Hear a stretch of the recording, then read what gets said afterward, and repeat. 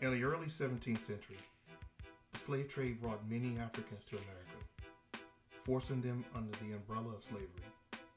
Among them were women who brought generations of knowledge regarding childbirth to what we now call the American culture.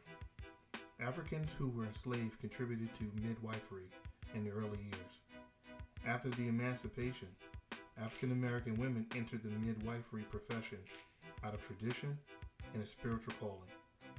Oftentimes referred to as granny midwives, they were the matriarchs within their communities. Also, they were the advocates, healers, and liaisons between the health care centers and their communities.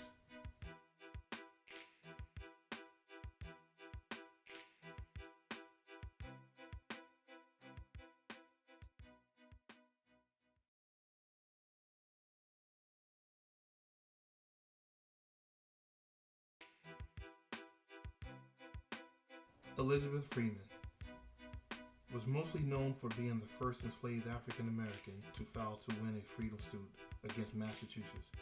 She was also a midwife. Biddy Mason, born in slavery, not only as the founder of the first African Methodist Episcopal Church in Los Angeles, California, she developed skills to herbal medicine and midwifery, which was taught to her by other female slaves.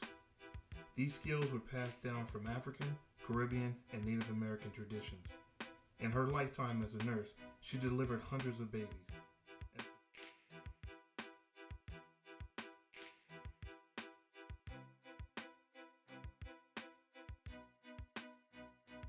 Maud Cullen operated a community clinic out of her home, miles away from local hospital.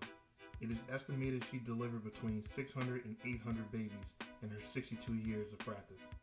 While at the Berkeley County Health Department as a nurse, she taught young black women to properly practice in prenatal care, labor support, baby delivery, and handling newborns. Trained at Tuskegee Institute, she became the second nurse midwife in South Carolina.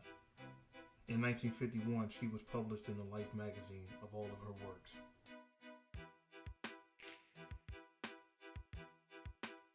Margaret Charles Smith became interested in midwifery in her teens.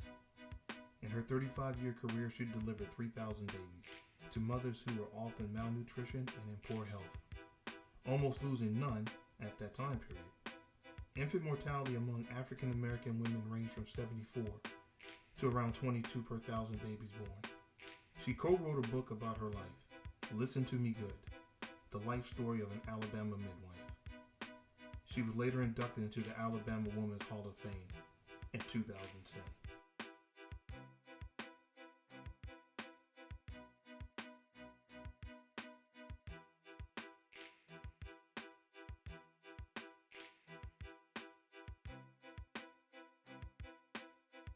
By the 20th century, only 50% of all women were given birth by the help of midwives.